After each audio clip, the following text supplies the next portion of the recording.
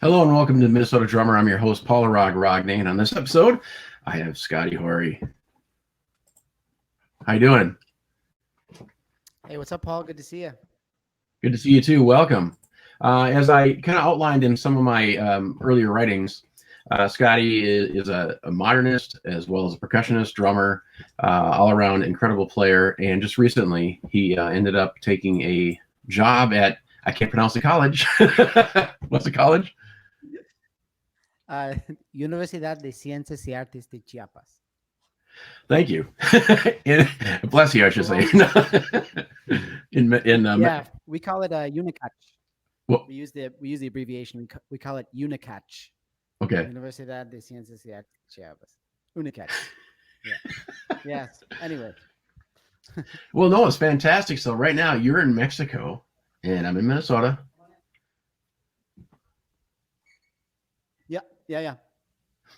And so welcome. It's been exciting to have you on. We've kind of been keeping in contact ever since I launched Minnesota Drummer. We did an article with you in November of last year, and it's really kind of exciting. But so just quickly, for those of you out there who have maybe not been reading Scotty's Facebook page, you've been having some health concerns and some issues. I was wondering if you could speak to it right now to the people who know and don't know about what's been going on since probably spring. Sure.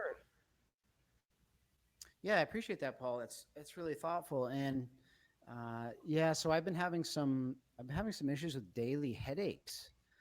I had a really bad sinus infection. Yeah, it's super weird. I never had anything like this before.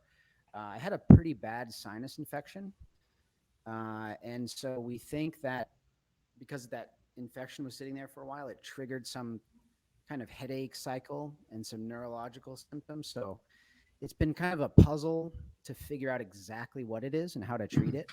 So it's been difficult just kind of going through that process, not really understanding where the path is basically. So it's been a little bit of a trial and error with different appointments and things. And it, of course, it landed right smack dab when I was making my transition to Mexico, and it landed right smack dab in the middle of this pandemic. So it's been a couple of challenges altogether, but the thing I keep trying to represent, and the thing I keep trying to keep in the front of my mind, is that patience, and this is also a learning experience. I've learned a lot about uh, medicine, and I've also learned a lot about maybe how to take care of myself better. So I always try to see it on the bright side. So there's been rough days and good days, Mm-hmm. but that's kind of where I'm at with it now. And I've clearly been feeling better for I would say a good month or so. Okay, good. So I didn't have, yeah. So I'm really happy about that, and I'm always trying to see it optimistically. And I've never really missed work. I mean, I've been able to sort of be strong and apply myself, and Mm-hmm. somehow by some miracle, this first semester Mm-hmm. here with my new job in Mexico has gone really, really well. And so I have to pat myself on the back for sticking through it, even on days where I was not feeling well.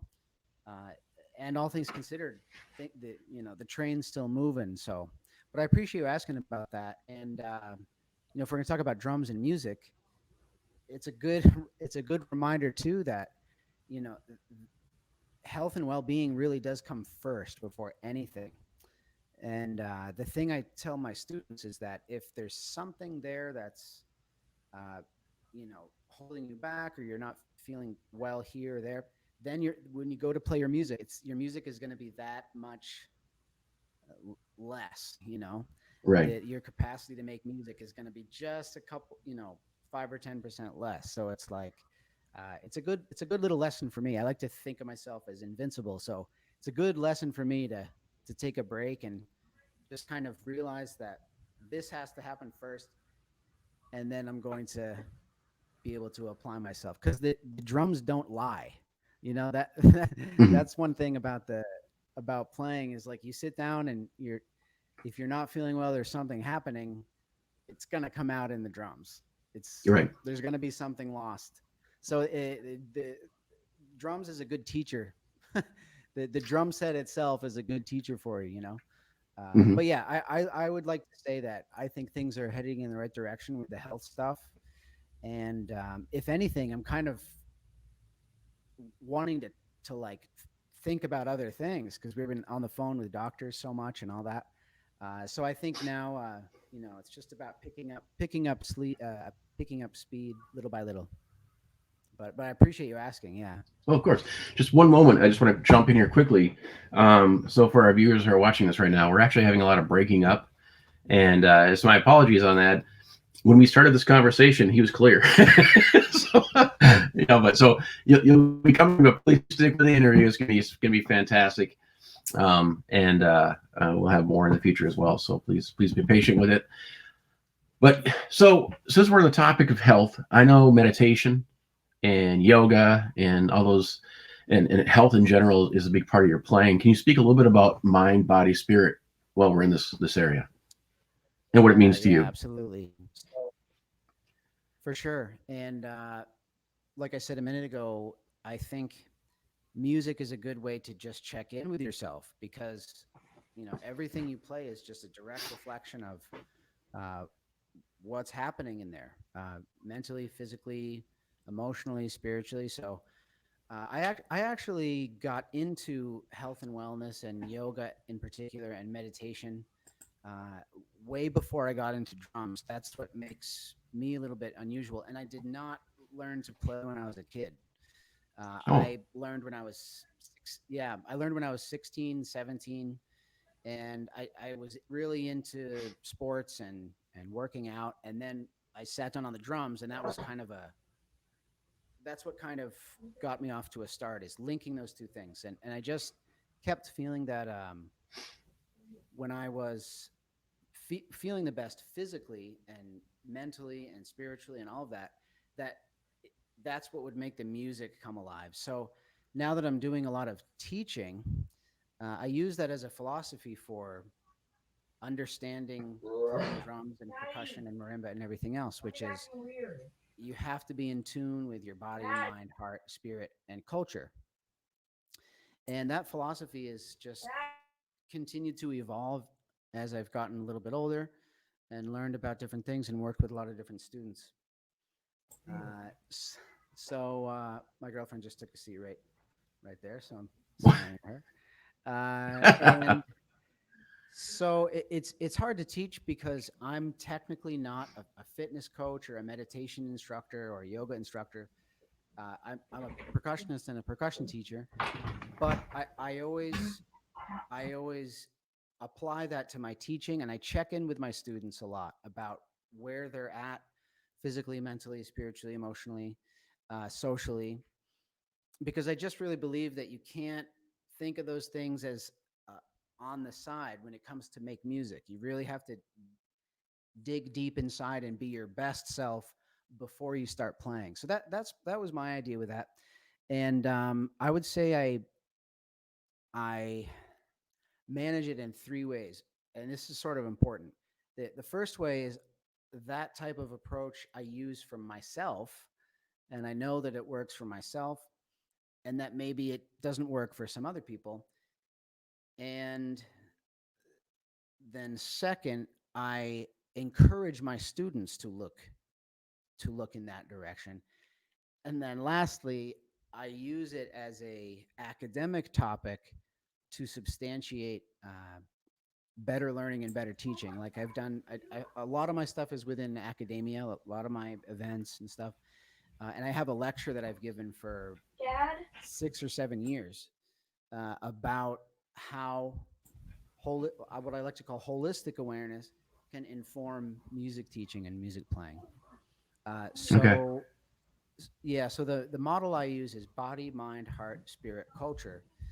And like I said, I apply that to my own playing, but I also over the years have developed a method to substantiate it for other people that they can apply to how they teach and how they play themselves. And that's a whole hour lecture in itself on that topic. But that's it, and it actually gets pretty thick into some of these scientific ideas about pedagogy and learning. It's a pretty thick topic. So over the years, that lecture has taken shape, and there you have it. And yeah, in particular for me, I should only speak to myself for a moment. Uh, the meditation, especially to calm, to clear the mind, and to get a sense of being connected to the flow of the universe. And yoga and running for me has been particularly important. So Okay. with yeah, so with yoga as it applies to drums and percussion, being in touch with your breathing, improving your flexibility, improving your sense of flow, slowing down the pace of your thoughts and your senses, improving alignment, all these kinds of things go with the yoga and meditation. And the run, it's no secret that playing drums or percussion is really athletic and physical. So for me, Mhm. I do a lot of teaching, I do a lot of traveling. We just made our way here by car, so there. Uh, maybe some people work differently, but when I sit down on the drums or marimba and I know I'm out of touch with my body a little bit, man, Mhm. I really have trouble playing stuff, and that may have to do with the fact that I started drums 16 or 17. I didn't start when I was like 4 or 5 or 6. So I don't know how I work, but I know that the I would say the run in particular, the running loosens me up, provides the endorphins, Mhm. lubricates the muscles, increases blood flow, it ups your heart rate, and your cognitive functioning is better. So for me, it's been the run, and actually, it's been interesting giving this lecture on this topic that you're asking me about Yeah. over the years to different people, different colleges, different countries. People have had some really goofy questions about this topic too. And it sort of puts me on the spot. So everyone always has something to say about this topic. So that's in a nutshell. And then maybe at one point I was thinking about live streaming that lecture and Oh, just that'd be fantastic. yeah, it's a pretty thick academic kind of lecture. Mhm. But I thought about that, which would be a more of an hour-long answer to your question. But that's the short version. That's the short version. Okay. Well, thank you. So one thing that challenges me at times is my sense of balance when I'm on the throne. Certain days, as you spoke about, some days you're balanced and certain days you're not. Have you seen an improvement um, with the sense of balance uh, the more you do this? Yeah, I would say. I mean, I don't think I ever had trouble with that per se, directly. But one thing about drums, and I Hmm. play mostly drums and marimba too, which is a separate percussion instrument altogether. But Hmm. with drums, one thing that we should understand is that the majority of our emotions really come from the core. And anything that's extraneous really draws its energy from, meaning the abdomen, the core.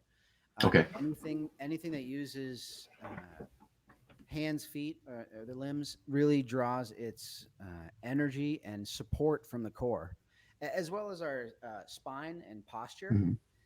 And so those are things yoga can address. Sometimes there are things chiropractic can address too. Is about being in balance and in alignment. And when that happens, actually, you use less energy, and you're probably able to play louder, play faster. So it's about finding that place, and it's also about the height of your throne and the angle of your legs. Okay. Uh, right. So my girlfriend's got me thinking a lot about this stuff in different ways, which I really appreciate. And one thing she really warms me up to is chiropractic. And what I learned, I would say, since I've started doing that, is this idea that, and I never thought about this when I was 17 or 18, Hmm. but this idea that we should let the body naturally do things the most efficient way, because that's going to use less energy.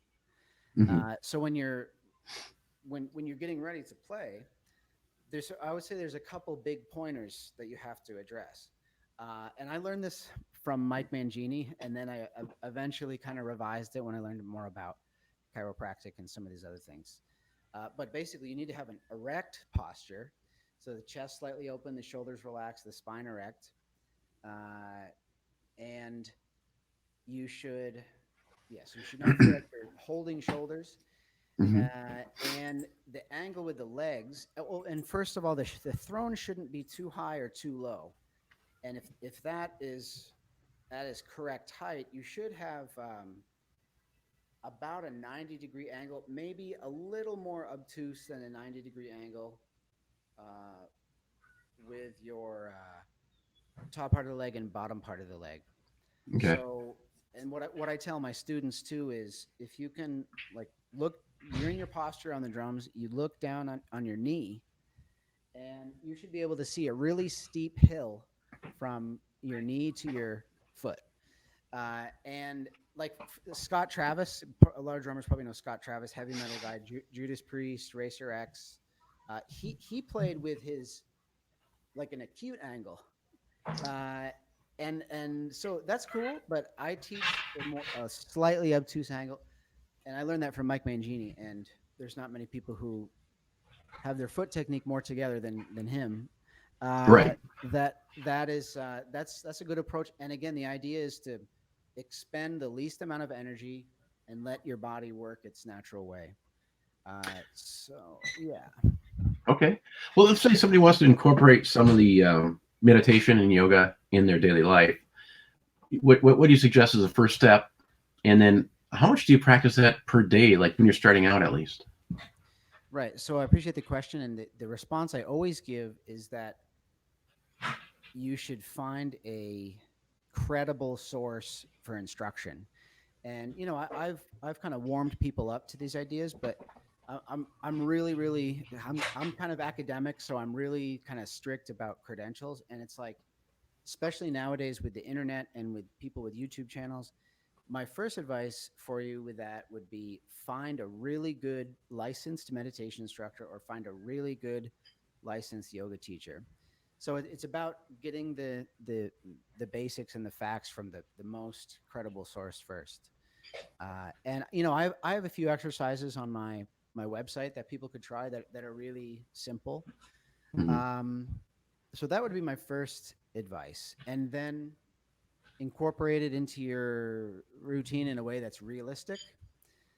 So a lot of people, they want to get the fitness pass, and they're like, I'm going to go in there 7 days a week, and they set an unrealistic goal. So with the yoga and the meditation, so seek a qualified instructor first, and then number two is work it into your routine in a realistic way with some moderation, and then maybe journal the results that you have with your playing. Just maybe write down some like, oh, it felt like something was kind of unlocking today, or maybe you felt worse or whatever. Hmm. It's good to maybe journal some of those reflections. And the idea with it is that, well, my idea with it is that it just takes your concentration and engagement with the music up a notch.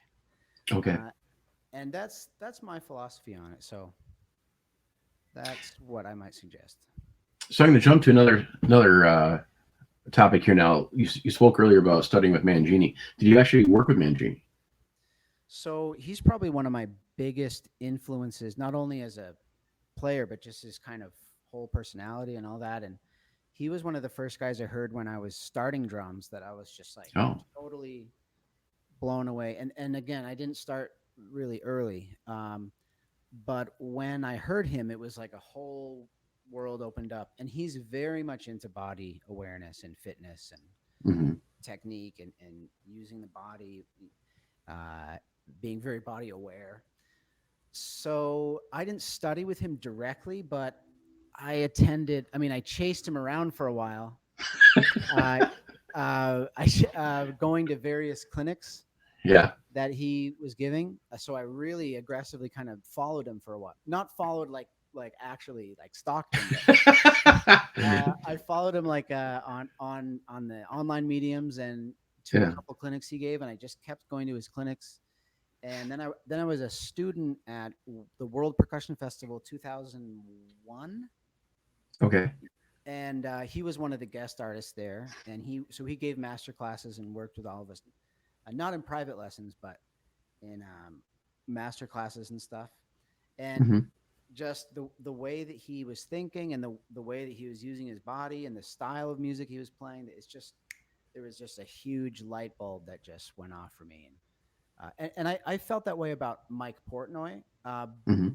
for a while before I even knew who Mike Mangini was. But 2001, I remember, oh man, my girlfriend's gonna roll her eyeballs because I've probably told her this story, but she's sitting right there. She's coloring, actually. She's sitting right there. And some morale support. So I'll tell you just a quick story about, you know, how Mike Mangini kind of connected with me a little bit. Hmm. Uh, he, so he was a guest artist at the World Percussion Festival 2001. It was him, Jamie Haddad, and Steve Smith. And I know it's like, and I was just this little squirt of a kid. I didn't know anything. I don't know anything now, but I knew even less when I was 16. I mean, basically, all I knew was I could slam out a lot of Metallica songs. I could sort of figure out some Dream Theater songs, and I played double bass pretty well. But Hmm. beyond that, I didn't. Man, I just didn't know anything. And he was a guest artist, 2001. And I remember looking at the program, and all my 16-year-old friends were like, "Hey, man, like, who are you going to go see today on the World Percussion Festival guest artists? Jamie Haddad, Steve Smith." And I didn't know any of these people. I just knew Lars Ulrich and Mike Portnoy, basically. That's it. So guys were talking about all these different guys giving clinics, and I was like, okay, whatever. And someone was like, well, Mike Mangini's playing at 2:00, and I'm like, whatever. Who's that? And they're like, no, you really have to see this guy. And everyone was like flipping out. So he must have been, well, let me think. He must have been 38 at that time. Okay. So he was probably at pretty much his top game. And I remember these guys saying, "Oh, 2:00, you got to go check out this guy." I was like, "Oh man, I'm tired. I forget. I want to go back to that hotel or whatever." And he was. I remember this clear as day. I had another class that I was attending by hand drums or something on the third or fourth floor. This was in Boston, at Berklee College of Music.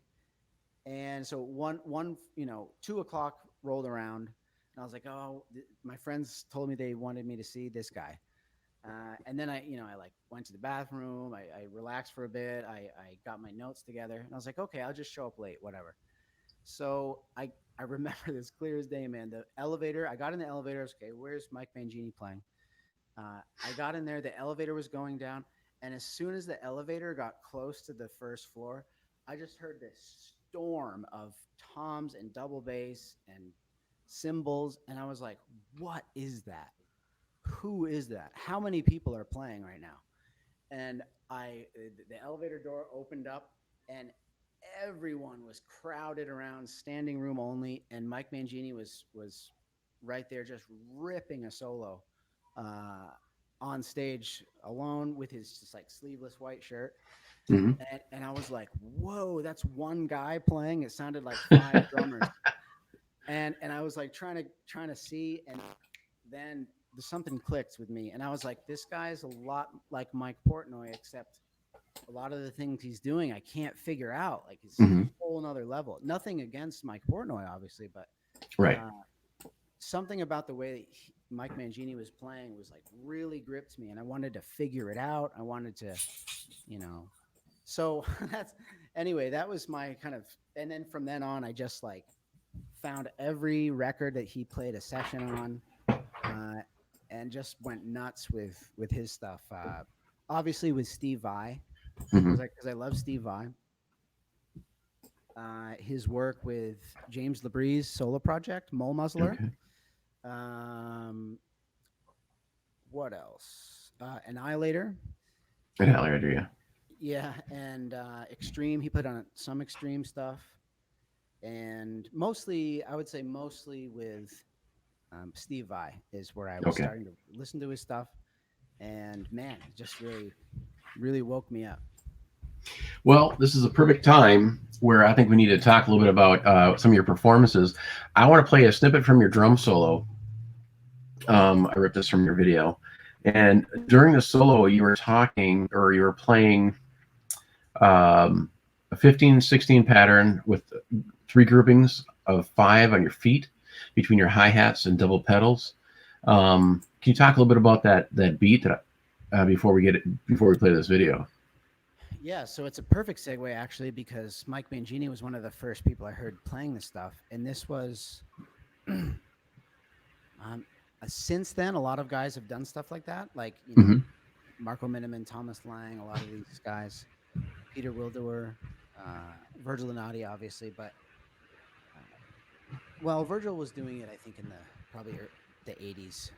He was probably doing it first, but one thing I started to really like practicing is ostinatos at feet with the pedals, and then playing more melodic solos over the top of it. And I liked it. I would say I like it for 2 reasons.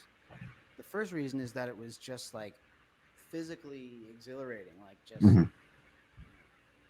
the experience of working it out and feeling that flow. Talk a lot about flow, and that was a major thing for me.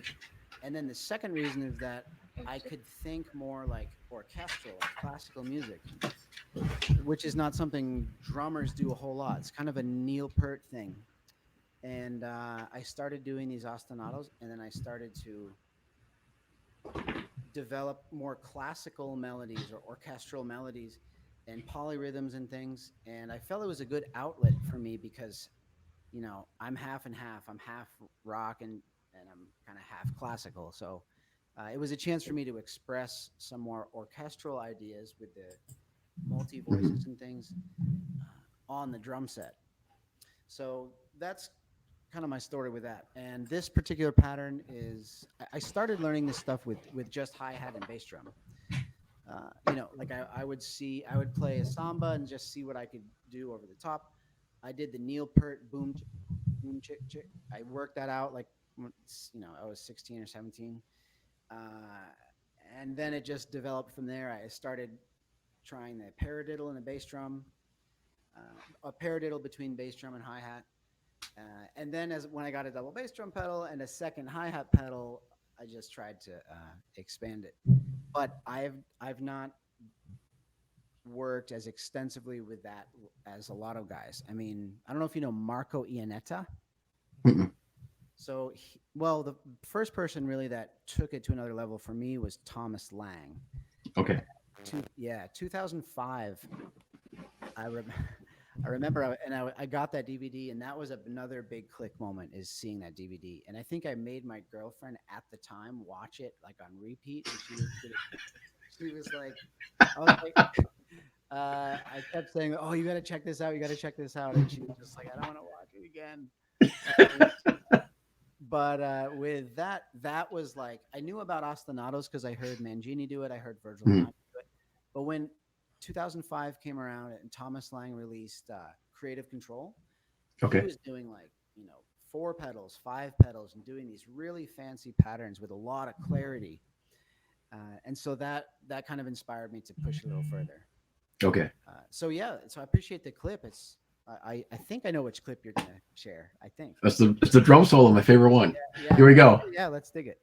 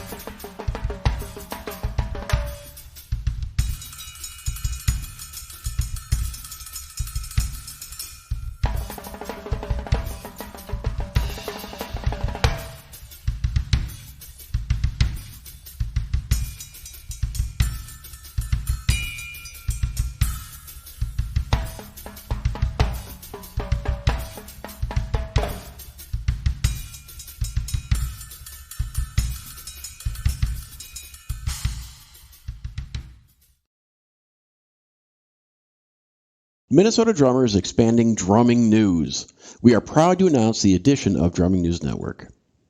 There have been many requests to feature global drumming information, artists, and product releases on Minnesota Drummer. Minnesota Drummer's vision is to stay focused exclusively on Minnesota drummers and the Minnesota drumming community. Please visit our new website, drummingnewsnetwork.com, and please be sure to like us on Facebook. Thank you so much for your continued interest and support. One of our fellow Minnesota drummers needs our help.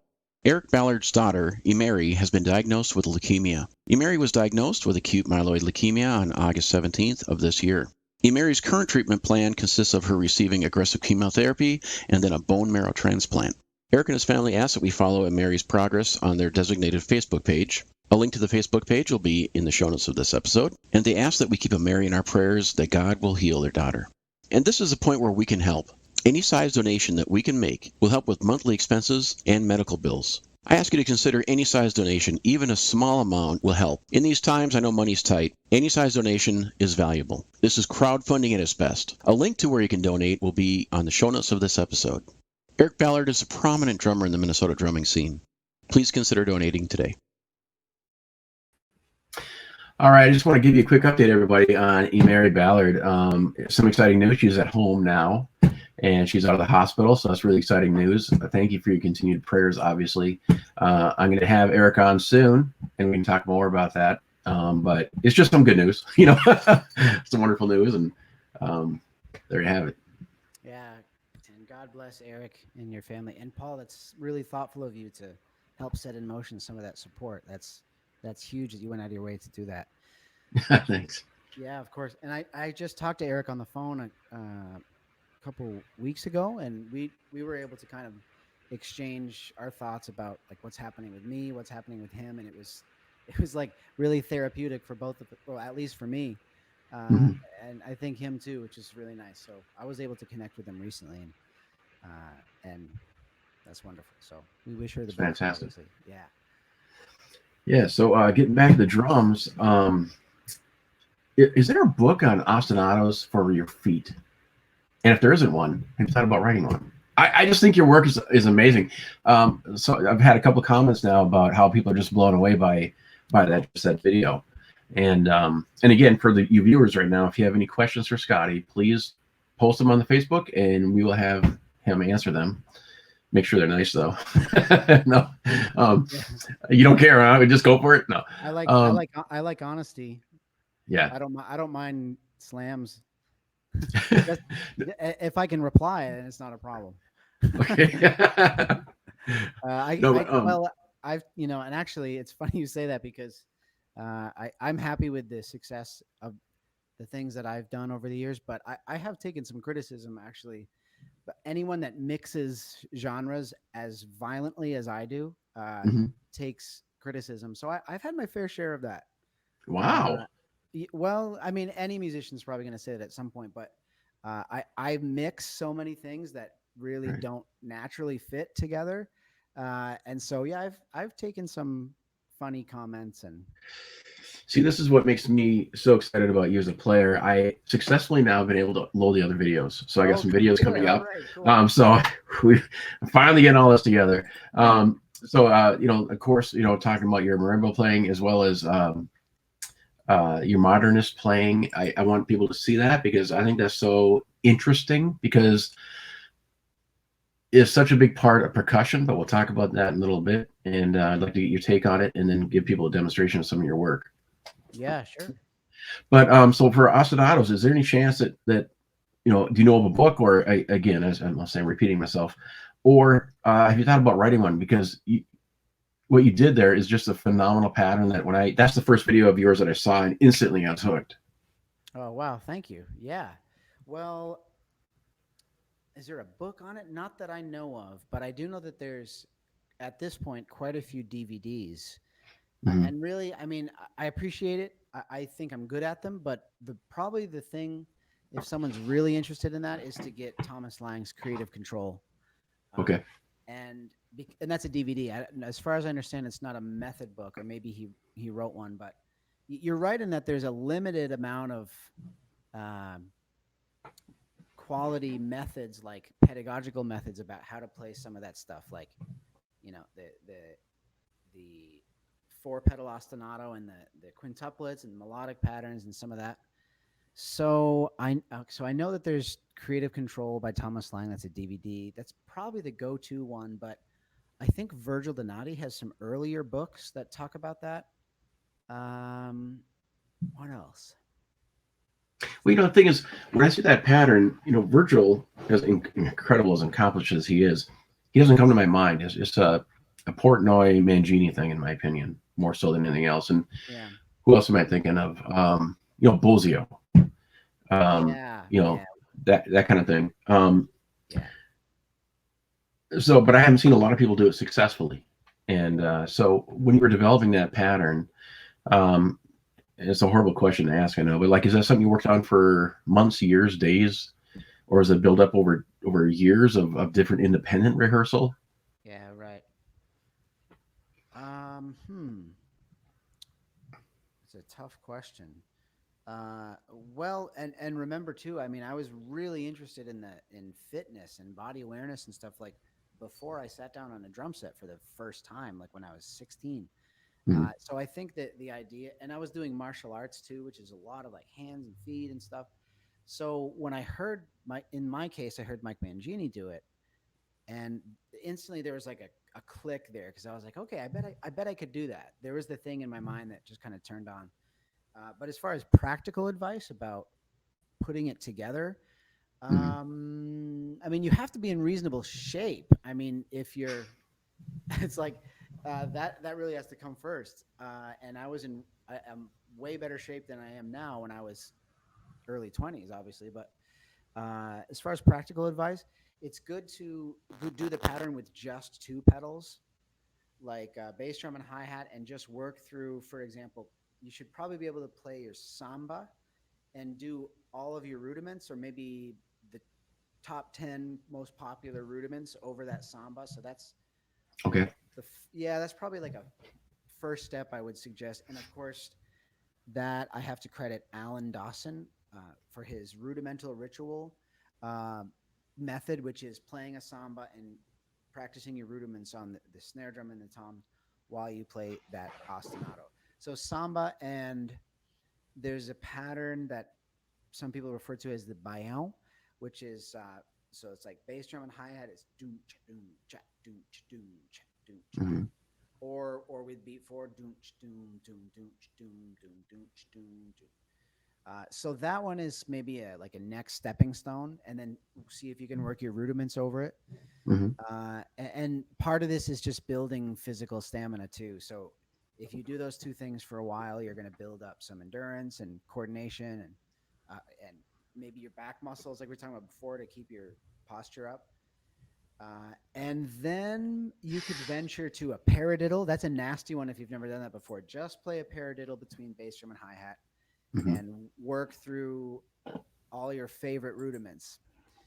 And then from there, you can maybe branch out to a left foot kick pedal, Mhm. and then doing these same patterns but orchestrating them over 3 pedals. And again, try all your rudiments over the top. And then it's a big stepping stone to get to 4 pedals, and that's like your first time on 4 pedals. The one I did in that clip Yeah. was kind of like a samba. It was boom cha cha doom doom boom boom doom doom boom boom. And again, just try to work your rudiments over it. And I mean, it's like learning a foreign language. It's like the more, it is in the sense where the more of those patterns I was explaining you get under your belt, the easier they start getting. So it's like the difficulty is kind of like a curve, like it's kind of like, what would you do? Something like that. Mhm. For to express the difficulty with the passage of time, it would be like it hurts a lot to try at first, and then as soon as you get more of those patterns under your belt, you realize they're all connected, and it's much easier. And Mhm. I think Creative Control by Thomas Lang, again, I'm going to cite that method again, is he really does it well, breaking it down. Okay. And yeah, and then have fun. I mean, come up with your own patterns. I've heard guys do stuff with ostinatos with the feet that I literally was listening to it. I couldn't figure it out. So you can always get creative with it too. Yeah. Well, definitely. Well, I have a question from Anita Lang asking what differentiates your style of doing ostinatos to other drummers? Oh, maybe the types of material that you play over it, like over the top of it. Hmm. So one thing that I started to get away from actually as I started to develop my own voice as an artist, one thing I started to move away from is this notion of just like if you're doing one of these rock solos, you're slamming out things really hard, like all the time. So Hmm. now I go back and I watch some of those Mangini videos, and I think that's cool, but I I prefer to play it dynamically. So which is very much more orchestral kind of idea. So I'm doing one of these ostinatos, and then like you hopefully noticed in that clip that you just played, Hmm. I'm doing things that are melodic, but I'm also doing them dynamically. Like I'll play soft, little crescendo melodies, so it's a bit more like orchestral percussion. Hmm. So you know, I would say that's pretty different than the things I've heard. Oh, definitely, definitely. So for reviewers, if you go to his website, I'll post the link to this drum solo as well on the posting for this episode. It's a 16-minute drum solo, um, and it's very flavored in multiple different styles, techniques, and accents and feels. And then you actually reintroduce uh, earlier patterns later on. Can you talk about formulating that drum solo and then going forward with creating drum solos? Okay, yeah, and I think the first person we have to kind of cite with that is Terry Bozzio, and not that he Hmm. was the first person to play well thought out solos, obviously, but he was probably one of the biggest influences to Mangini, and Mangini's one of not that I compare to their level at all, but Right. I was really influenced by Mangini. So you kind of have this step by step mode of influence. And Terry Bozzio really was one of the first people to him and Neil Peart, I would say, two are the first people to think about drums as they relate to classical music and the idea of like playing melodies and forms and phrases and having the big drum set with a lot of different sounds. That's Hmm. that was a Neil Peart and Terry Bozzio thing that was happening, and so let me try to answer your question more specifically. I think motives. So in classical music, we talk about motives or motifs, which is Hmm. like a very small idea, basically. It could be very small, doom, bing, bing, doom, ding, ding, or bum, doo, doom, bum, bum, doom, doo, doom, bum, bum, something like that. Uh, Okay. that can serve as like a theme.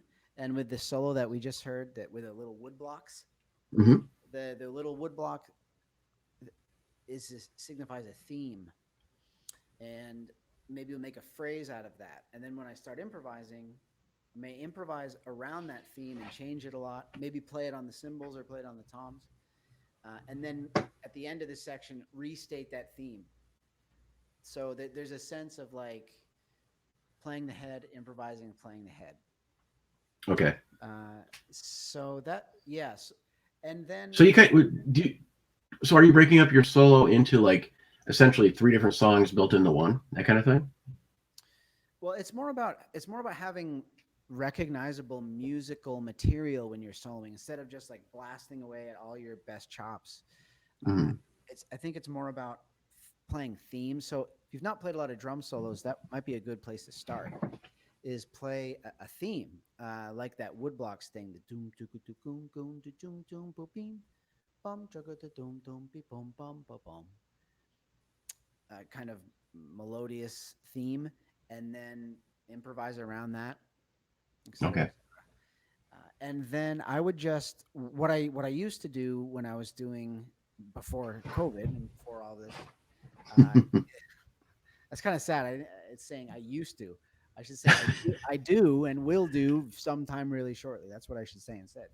Uh, but is think about maybe 4 or 5 things that you've been playing that you really like, It could be a groove, it could be a lick, it could be a motive, and then craft a drum solo that might have a good order with those 3 or 4 things.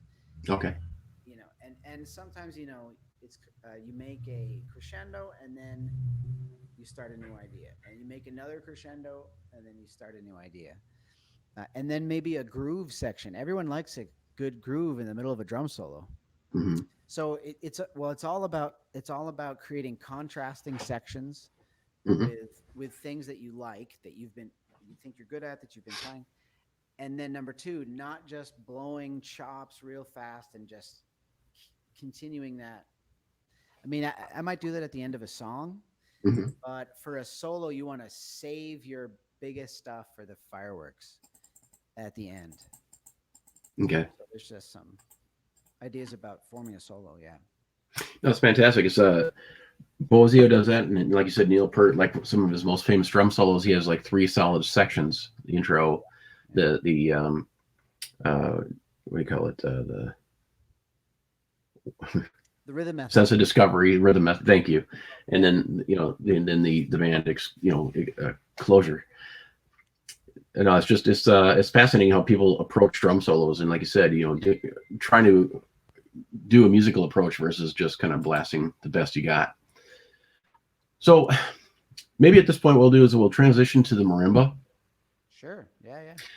What I'd like to do is, before we talk about it, I'd like to play a piece of yours. This one's called Character Piece Number 2. This is from Casey Candelosi. Yeah. Yeah, this is a small snippet, but it's just a phenomenal piece. Can you just quickly talk about this piece? Yeah, great. So Casey Candelosi is, in my opinion, one of the most well-known, most notable young American composers of marimba and percussion. Not so much drums, rock, jazz, but in the area of contemporary classical music for percussion. Mm-hmm.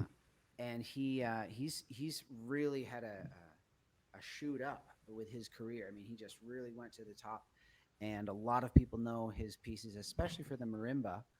And Casey and I have played some events together, so we've kind of stayed in touch. And I think his music is really beautiful, and it's a good fit for me, especially this piece. So, yeah, I hope you enjoy it. This is one of his earlier character pieces for marimba solo.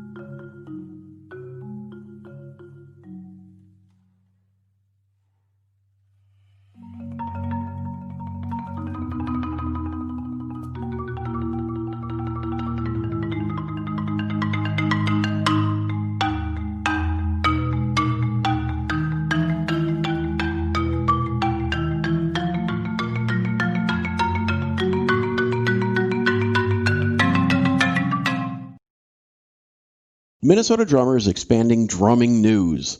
We are proud to announce the addition of Drumming News Network. There have been many requests to feature global drumming information, artists, and product releases on Minnesota Drummer. Minnesota Drummer's vision is to stay focused exclusively on Minnesota drummers and the Minnesota drumming community. Please visit our new website, drummingnewsnetwork.com, and please be sure to like us on Facebook. Thank you so much for your continued interest and support.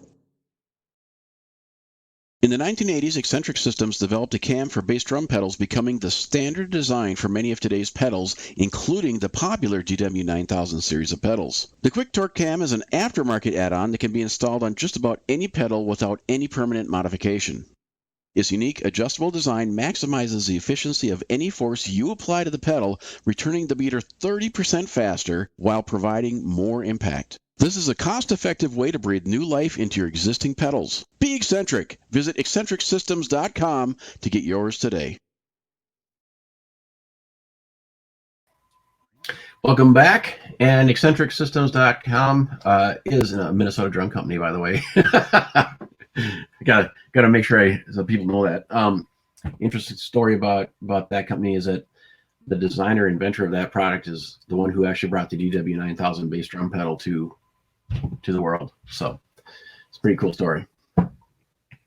So can you talk to us a little bit about what got you into the passion, because you're very passionate about your playing marimba playing?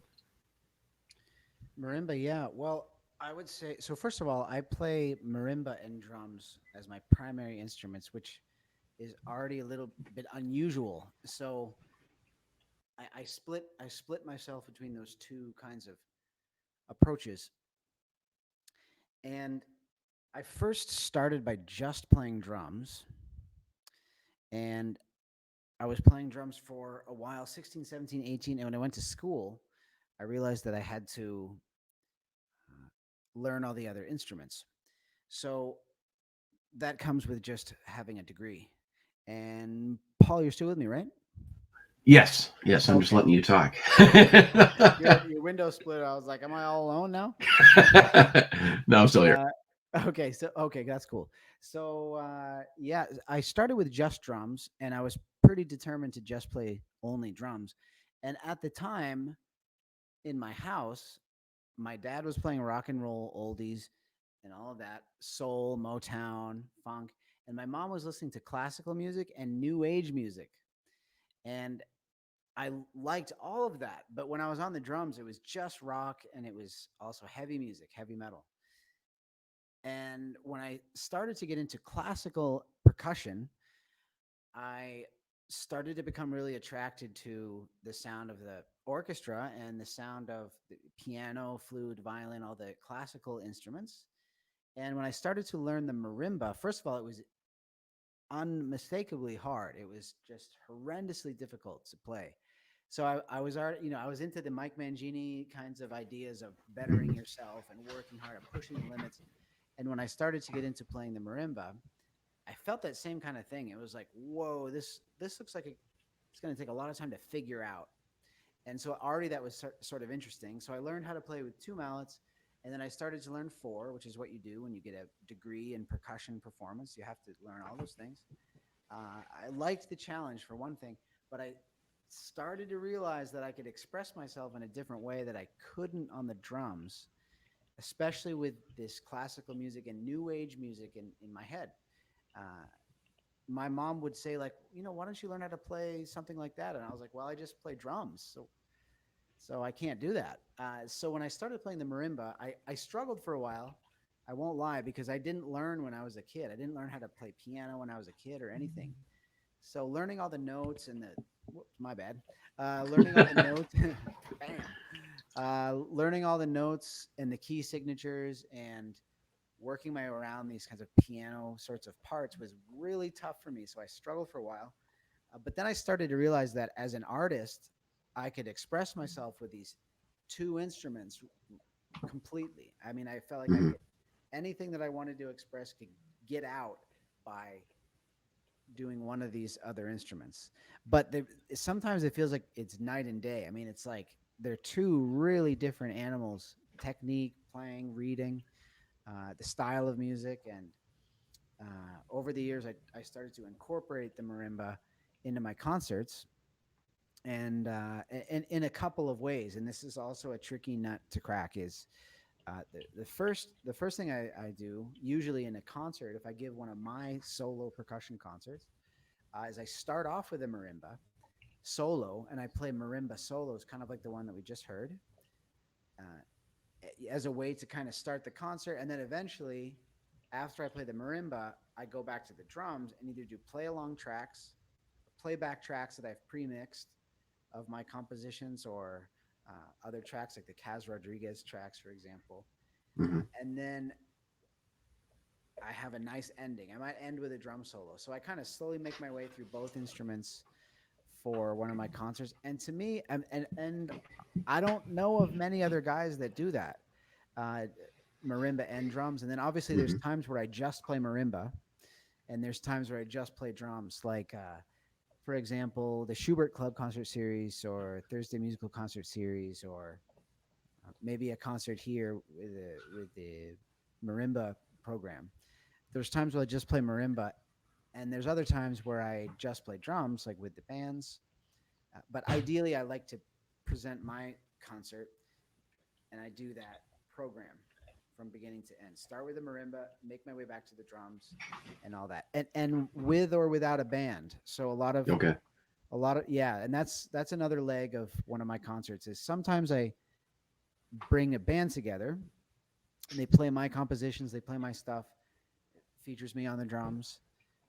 And other times it's just me on stage, and I use playback tracks that I've pre-mixed, and that's the story. So That's fantastic. So don't you also play timpani?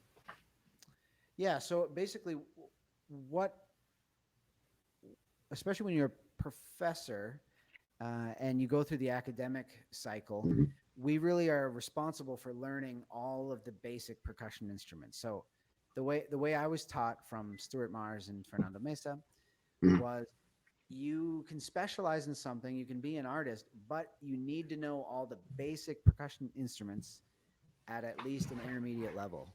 Okay. So I had to go through the paces of that. So I play timpani, a lot of snare drum, a lot of the auxiliary instruments like triangle, tambourines, cymbals, bass drum, hand percussion. So I like to think of myself as someone that can do all those things at least an intermediate level. But the marimba and the drum set are like my favorite. And then sometimes the snare drum, snare drum. Okay. Yeah. Well, we're over an hour, and I want to keep going, so I want to go a little bit more, but I got to talk about your modernist playing as well. Yeah. So I have one more video clip. I'd like to play the Crystal Aura. Yeah. Crystal Aura, right. I thought this was very fascinating. Yeah. It's a beautiful piece. I haven't heard it in a while. I haven't watched that video in a while, so that'd be really nice. Yeah. Cool. Well, this is, again, a small clip of it. So let's play that, and then we'll discuss it afterward. Sure, would love to.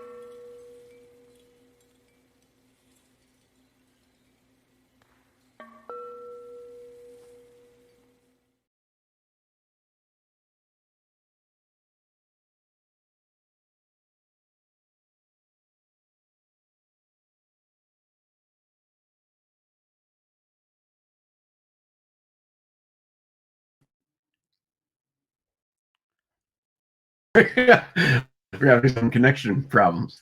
Welcome back. Oh shoot.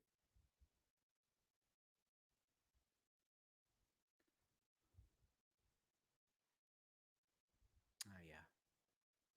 Internet's been doing this all day.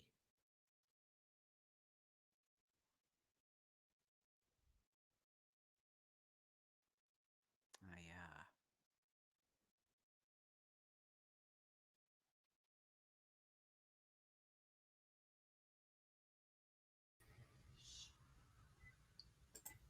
All right, I think we're back now. Good. Whew. Well, that was a wonderful piece. Um, what? As Mexico. Who knows what? Who knows if it's like some fish ate the message over the Gulf of Mexico or something. It didn't make its way all the way over. Cool. Excuse me. So that was a fascinating piece. What attracted you to modernist percussion? Yeah. Well, first of all, I really appreciate your interest in that piece. I mean, it's really cool to share it. I have not even thought about that piece in a while. Uh, Nonetheless, watched it. Well, So it really speaks to yeah, your broadness. I mean, that's yeah. just what I love your how broad you are in so many different aspects of percussion, and you're really open to every one of them. Mm, And I think it speaks to a lot about you as a person and as a player. But this modernist, I haven't seen a lot of players play this, and yeah, that's why I want to learn more about it. yeah. Wow, I appreciate that. And so, first of all, the people get really fussy about these terms. Like, someone might ask, "What exactly does modernist mean?" Hmm. I guess the modernist is cool, but I usually prefer contemporary classical Okay. because I hope I won't get too academic here, but modernism in particular is we should clarify that that's a very specific. I mean, you could say something sounds modern, but modernism is a really specific time in musical history. That's we talk about that basically after the Second World War, from 1945 onwards. We could say uh, Okay. modernism is a type of music that grew out of classical music. So when we say modernism, we're talking about classical music for a moment. 1900s, 1910, 1920, or no, wait a minute. Let's say late 1800s. Uh, we have romantic period music, and then as soon as we get to 20th century, we have all this classical music that's starting to sound a little bit more modern, a little bit more Hmm. unusual, shall we say, in layman's terms, at least for the moment. Hmm. And once we get closer to 1950, 1960, whatever, there's all the things happening in pop music and rock and jazz. But on the classical side of things, composers were writing music that just sounded a bit more unusual, a bit more dissonant. And now we have people that write music in the classical tradition, but it's n- recent music. So I like to use the term contemporary classical because it kind of encompasses the all of the developments of classical music and including some of these newer ideas. Hmm. But modernism, I like to clarify as a pretty specific type of m- experimental music after the Second World War. And some people might say that that's a concise sort of thing.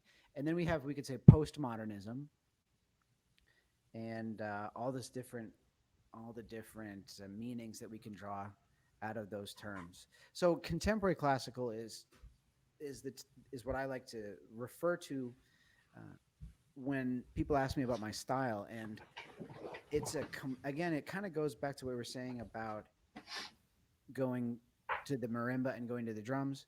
That the marimba's way to express some things that I wouldn't otherwise on the drums.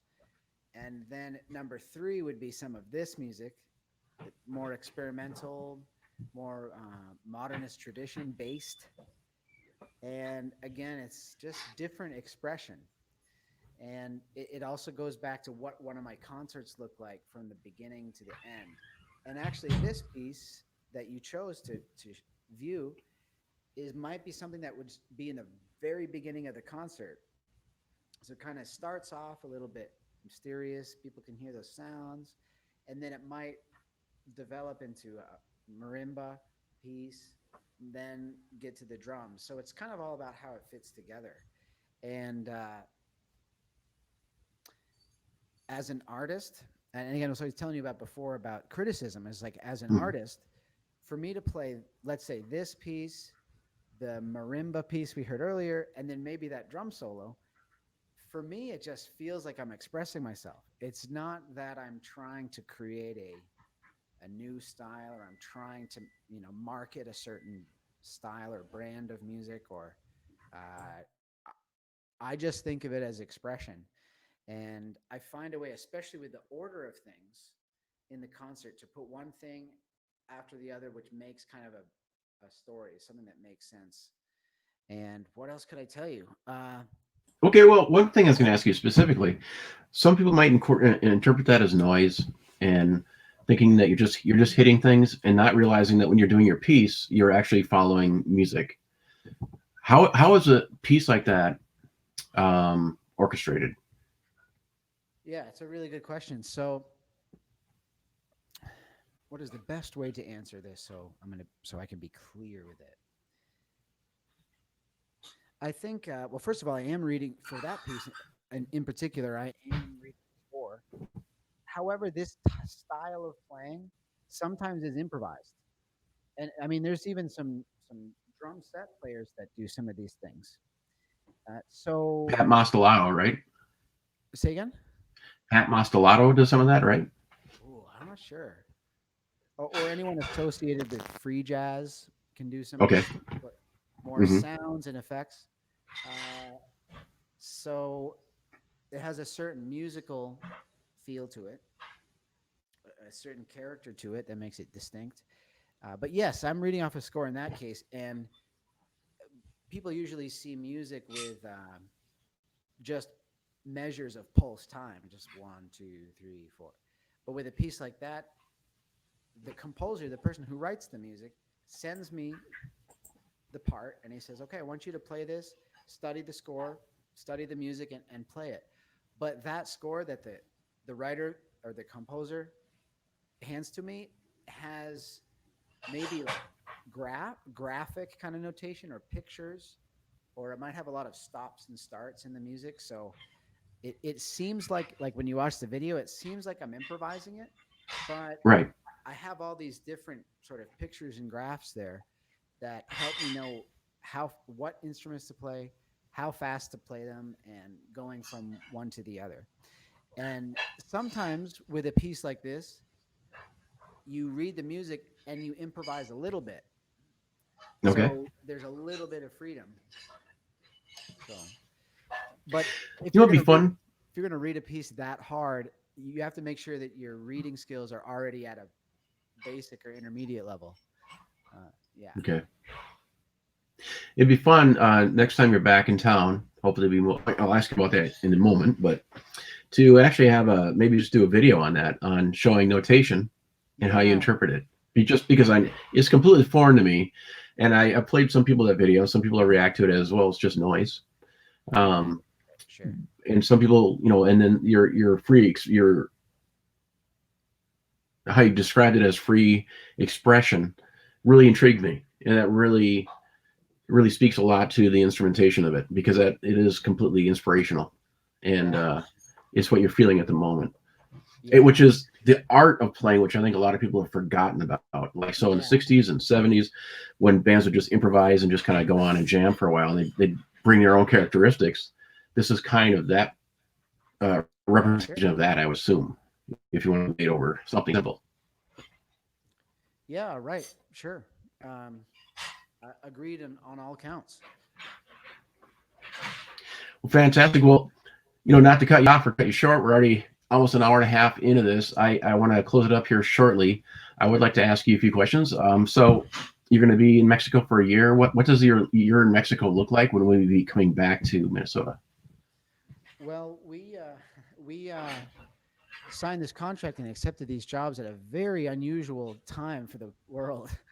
So our judgment is a little bit, kind of balancing. It's difficult to discern what the future is going to look like. But right now we have a 1-year contract. Okay. We possibly have the opportunity to continue, but we don't have all the information yet about. No one has any information about what's happening with anything with the pandemic. Right. So we're just going to do the best job we can for this 1 year. We're already having a great experience, and probably after the holidays, we're going to start to have the idea about what maybe the next 2 years look like for us. Okay.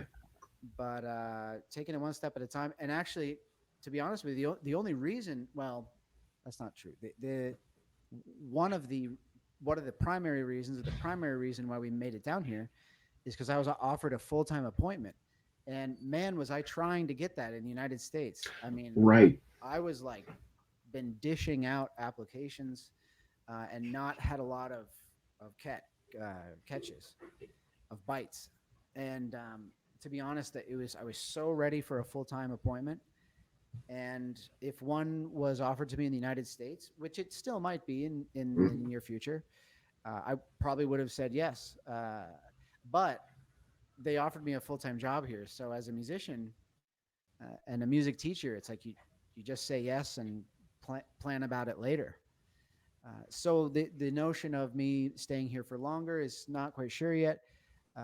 The notion of me coming back, I think, despite all the creative work I'm doing and the drumming, the marimba playing, the solo concerts, that's my passion. But for me, it's more about career development in terms of employment. And if I have a full-time position, that's my number one goal, basically. Okay. So we'll just have to see what kinds of bites I'm going to get. Right. As my career develops, yeah. No, it's fantastic. We were kind of cutting in and out there at the moment we were talking about that, but so just could you speculate for a moment here, looking at the economy for next year? Yeah. What do you think, just off the cuff in your own mind, what do you think the economy is going to look like in 2021 and going after and thereafter for schools and stores and music in general? For music in general, yeah. Gosh, I'm really not an expert to provide an intelligent opinion about economics. well, a lot of people have better financial IQ than I do. Right. So I'm not sure I can have a solid answer to that myself from my perspective, but I think it's good encouragement for people that don't know a lot about music online or social media production or even sound teching and recording, and setting up a page that also may be able to generate revenue, like a Patreon account, YouTube monetization. And I think the worst thing we could do now is just wait. Mm-hmm. That's the worst thing we could do, is just sort of give in and think, oh, whatever, it's not happening, it's not working. So I think we need to remain as productive as we can and hope for the best, but just learn as much as we can about the other mediums that are still moving forward. And the first one that comes to mind for me is getting musicians and music teachers, solo artists, bands, online, drummers. And I think it's a little heartbreaking to not have the chance to play in front of people regularly. But holding down our game online, I think, is something that everyone should be learning more about now. Okay. And I think, we're looking at the calendar here, and there's a possibility that there may be some students, or excuse me, some of the instruction to be in person and some of it to remain online. Mm. But in the meantime, I think we just need to stay productive, and safety comes first. You can't tell someone to go somewhere if they don't feel safe. Yeah, and so in Mexico right now, is the pandemic as concerning as it is in the United States? Are people wearing masks? Are they going into clubs? Okay. Yeah, I think the practice is pretty succinct around the world. Everyone's wearing masks. Mm-hmm. I would say that people are not as strict about it here, and I would say that in the U.S. things are absolutely exploding, and I'm not so sure that's the case here. Okay. I mean, we don't get any tourists. We get very few tourists here in Chiapas, Okay. in the Estado de Chiapas, the state of Chiapas. Everyone's going to Cancun and Tijuana for vacations. No, not many people internationally come to here in Chiapas. So I Okay. would say maybe it's a hair less. And there is gigs. I mean, I see people playing uh, for gigs. I just think it's really limited. But as far as the future, man, no idea. I'm just trying to be my best for my students now and be optimistic and work on practice my stuff. And yeah. Well, Scotty, thank you so much for taking the time to talk tonight. It was such a pleasure to finally talk to you face to face, even though you're in Yeah. Mexico. Right. Yeah. Thanks so much, Paul. This is a really, really cool thing you're doing. And I think, if anything, it's this pandemic has illuminated how important what you've been doing is, like connecting people through these online mediums and sharing these ideas. Uh, that I think is extra appreciated now that you're kind of binding us together in the community when we need it the most. I mean, when we're here and we're not applying ourselves otherwise. So I really, really appreciate what you're doing, and it's a pleasure. Well, thank you very much. One more thing, I got to talk about your endorsements. You got to talk about your Yeah. endorsements. Yeah. Okay. Very quickly. So I'm with Vic Firth.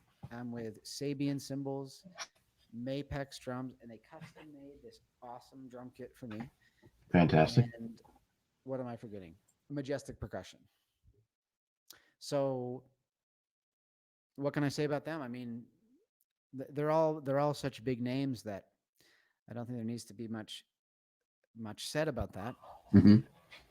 Well, Sticks, people want to. cymbals, drums, and percussion. And Mapex in particular is wonderful. Mapex and Majestic work together because they make percussion and drums. Okay. Yeah. What else can I say about what's new with them? So Vic Firth, I say, check out the Vic Firth website because they have tons of materials on it, not just products, but lessons and things. And obviously, Vic Firth, we're best known for having a variety. We have a gigantic variety of different sticks. Sabian, the thing with Sabian is that they're more affordable. Even the higher end lines are a little more affordable, and they're just cranking out different versions of different models, different sounds every day. And I would say the same for Majestic. Things are affordable with Majestic. Um, so that's that. And with the Mapex, probably the thing I love the most about Mapex is that they have the Design Lab, the Black Panther Design Lab series, which is like 20 different snare drums, all very different from one another. Hmm. And each one of those was designed in consultation with an artist. Okay. So that's a big plus for Mapex products. And I play the Mapex double bass drum pedal too. It's not a very popular pedal, but it's super smooth. And Matt Halpern from Periphery plays it. Okay. It's the same exact pedal that I use, and it's real simple pedal. It's real smooth. And what sticks are, what stick model are you using? So right now I'm using a 3A, and I'm using a Terry Bozzio signature stick. Oh, okay. And I really love both of those. And when I go to the snare drum, maybe to play orchestral snare drum, I might use the same thing, a Terry Bozzio signature or a 3A. No Okay. fancy snare drum sticks or yeah. And these are all artisan AAX and HHX. Okay. And I have my Majestic 5-octave reflection marimba in the other room, and my Mapex shells. So, Fantastic. and the YouTube program too features all those instruments. Okay. If people want to learn more about you, follow you, where can they go? I would go to my website, scottyhorey.com, and then I post some materials relatively regularly on my Facebook page. Okay. But the website has a lot of good stuff there. That is all my best stuff. Well, I hope your health continues. Hope you stay safe in Mexico and have a great time there, enjoying the place where you spent so much time throughout the years. And again, thank you so much for your time. Right. Thanks so much, Paul. This has really been great. And hello, all the drummer community. Really glad that we could connect. I know I hide in my room writing weird marimba music a lot, so I really like this opportunity to connect a bit more. Even being here, Mm-hmm. being that I can still do this is wonderful. So thanks so much, Paul. Thank you. You take care. Have a great night. Okay, Paul. Bye-bye. Goodbye, everybody. Bye. Opening beats provided by Alec Tackman. You too can own this fantastic multi-volume library of live drum loops and samples. Whether you're a drummer looking for new ideas or you know a songwriter looking for a drum loop library, this is the library you're looking for. Support a local musician and drummer. Go to Alec Tackman's website. That is www.alectackman.com. Spelled ALECTACKMANN. Are you looking for a drum instructor that will help you find your own musical voice? Whether you're a beginner, advanced, or in between, the David Stanek School of Drumming offers an experienced and professional approach to help you take control of your drumming. David served on the faculty of McNally Smith College of Music for 27 years. Currently, he serves on the Percussive Art Society Drum Set Committee and is a member of the Modern Drummer, Remo, and Vic Firth education teams. David has authored multiple books including Mastering the Tables of Time. It was voted the #1 education book in the Modern Drummer 2009 Readers Poll. Let David help you find your beat. Please visit www.davidstanekschoolofdrumming.com. David Stanek is spelled DAVIDSTANOCH, schoolofdrumming.com. Again, the David Stanek School of Drumming. You've been listening to Minnesota Drummer. Minnesota Drummer is copyright 2020, all rights reserved. Any content played or viewed during this broadcast is used with permission, is copyright of the respective owners, and is used for promotional purposes only. No part of this broadcast can be edited, reproduced, and cannot be sold. Please look us up and follow us on our various social media sites. You can follow us at minnesotadrummer.com. There you'll find our contact forum where you can give us feedback and recommend a drummer. Thank you for listening.